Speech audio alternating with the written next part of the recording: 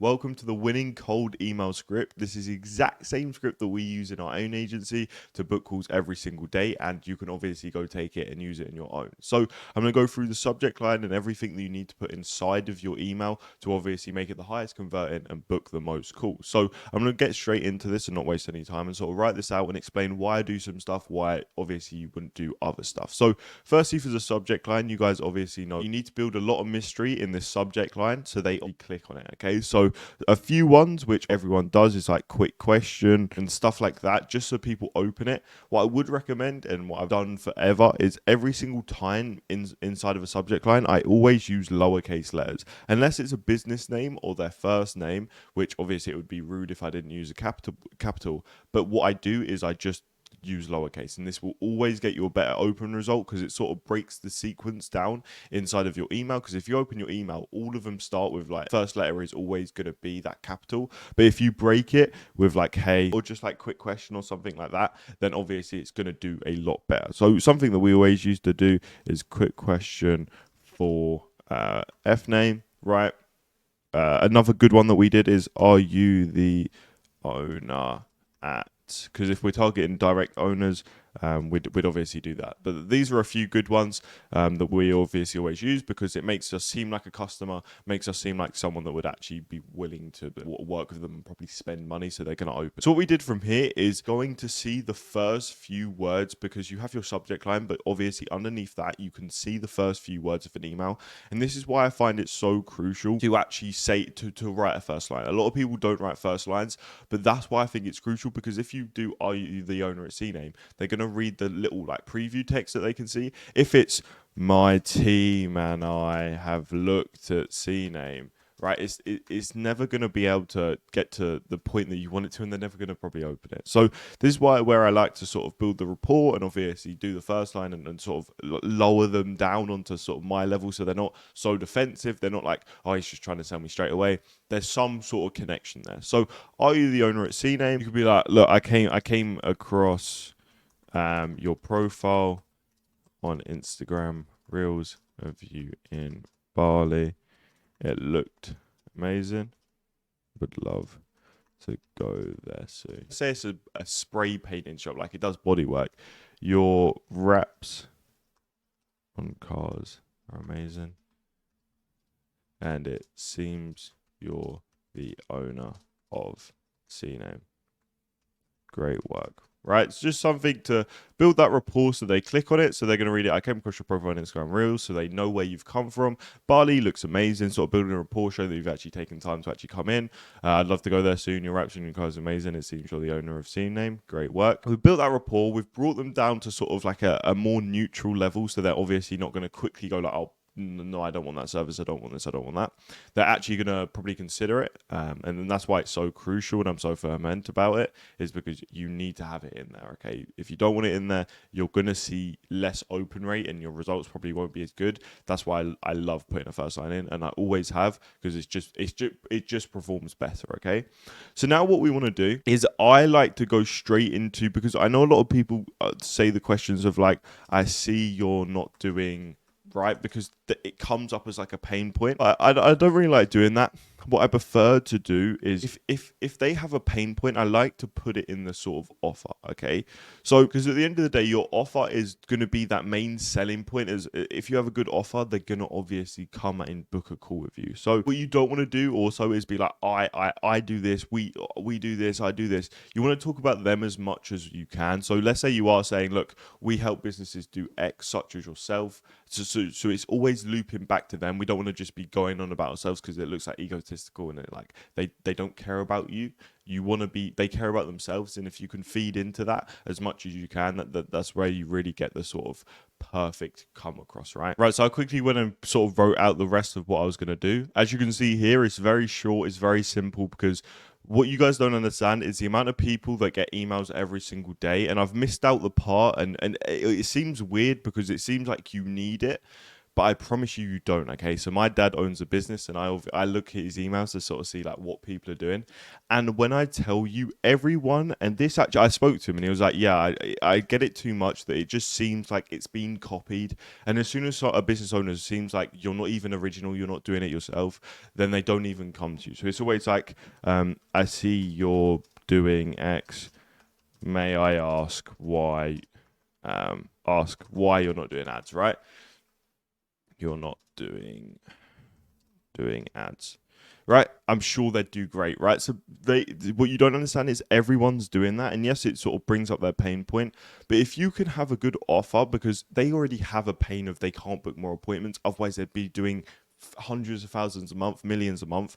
So if we can offer them a very, very good appointment, very, very good offer, while showing them the results that it's actually true, because I literally see no one leveraging results. If all they see is your email and nothing else, because this is why email is probably not the best, is because you can't leverage what you have, okay? The only way you can leverage it, which actually makes it very valuable, is by showing them the results, okay? So we want to show them results of other people that we've actually worked with, RWP Motors. And then what we want to be doing, so we've done the first line, we've done the body text, which obviously just shows what we do, how we do it, and it sort of brings up their pain, shows that we can obviously alleviate it and help them scale their business to the next level, shows that there's no risk involved because we only get paid when they get paid, so it's completely free, completely risk-free. There are results we have produced for other car app dealerships. I haven't said about, oh, we do Facebook ads, because guess what? If they're not looking for a service, then it's very hard to sell them on an email. But it's easier to sell them on a sales call. You can actually show out your systems and stuff like that. So me not saying what we do and how I say what we do, but I don't say how we do it. Will actually build that curiosity that you need, because I know some people build massive curiosity to the point where you have unqualified leads booking a call. But if they want 30 books called, and let's say you come to them and you're like, okay, yeah, we do Facebook ads, there's more likely that they're going to hop on the call if you don't say, look, we do Facebook ads in the actual email, okay? So that's the body text, showing the results and showing the sort of offer. Again, we'll sort of build up there and making it short so they can quickly read it, because otherwise they're just going to move on. You're wasting their time. And then for the call to action, it'd be great to get on a call and share some value with each other. Are you free this week? Okay, so what you need for a call to action is maybe a little build up text. So like, it'd be great to hop on a call and share some value with each other to show that it's a value exchange. But then what you want to do after that is hit them with a yes or no questions. Are you free this week? Yes or no. You need you need to give them something to reply to, because if they have to think of a reply, if they have to do this because you've left it on like a cliffhanger, maybe it'd be great to hop on a call and share some value with each other. That isn't going to do that. They're going to have to think like, oh, okay, what do I reply? If it's, are you free this week? Yes, I'm free this week. No, I'm not interested. They're the only two replies that you can actually get from this, which is obviously perfect, right? So it is the whole 9 yards, right? You have that curiosity at the start of the subject line. You have the first line to build that rapport, and again, bring them down to your sort of level, so they're not, okay, he's trying to sell me something straight away. More, okay, he's building that rapport, and obviously it makes them more open to something that you're going to say. So then we say we specialize in 30 prepaid appointments every single month for wrap dealerships. Again, it shows that we target them, that his niche, to show that, look, we don't do this for everyone. We are targeting your niche. And that helps it a lot. If you can show that you're really niche down and you're targeting certain people and you have proof of that, it makes them more willing to work with you. Because a lot of people at the start, more unexperienced people, think like, okay, I'm going to outreach to every niche. I'm not going to have a niche. I'm not going to do this and that, just so I can get more people to outreach to. If you're specializing in a niche with a good offer, then there's more likely they're going to pay you, because obviously you seem more trusted, you seem more trustworthy of what you're actually doing, okay? Then you're showing your results and showing your proof of concept that you can actually do it, because even let's say they think the offer's okay, maybe the offer's cool, right? These are the results we have produced, and obviously if they're seeing someone else do it in a similar niche to them, there is no way psychologically, right, that there's no way that they're going to be like, wait, I don't want that. Okay, if you see someone doing better than you, it's literally just social tendencies. If you see someone doing better than you, you're going to try to either match their level or do better than them. If you're at the bottom and you're like, okay, so I'm here doing 30k a month, and this person's paid this person, so obviously the agency, and he's doing 80k a month, I might pay the agency because I want to be at this level. Someone's doing better than me, and just like we can't have that, right? It's just our competition inside of us that obviously gets the best of us. That's why it's good to do a result of another car dealership in their niche, showing look, this is possible. You're just not doing it right. And then it would be great to get on a call and share some value with each other. So sort of build that. Okay, look, we can share some value. It won't be me selling you anything. We can just share some value, right? It's a lot easier than being like quick call or something like that. Let's just hop on a call and share some value like friends, right?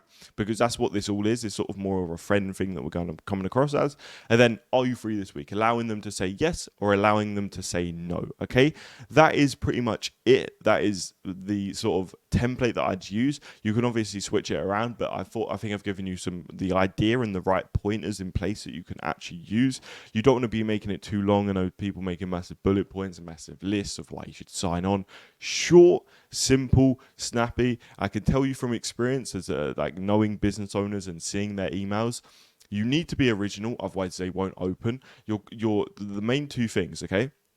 You want to actually have a good offer. You don't want to copy, like really copy someone word for word, because when I tell you they receive like 100 emails a day, if they see like the same subject line or they see the same sort of offer and stuff like that, and the same call to action, and they see the same email script, they know you've copied from someone else. And if you've copied from someone else, you're not the best at doing it. They'd rather go to the person that you copied from, right? It makes the most sense.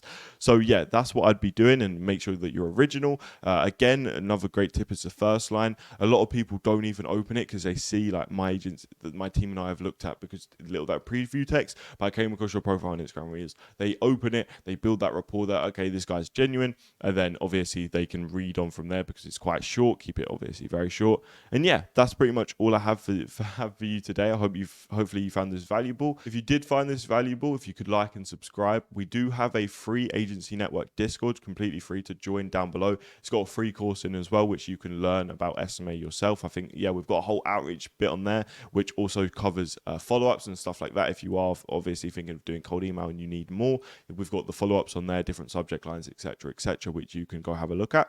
That'll be linked below. But apart from that, I hope you enjoyed the video, and I'll see you in the next one. Peace.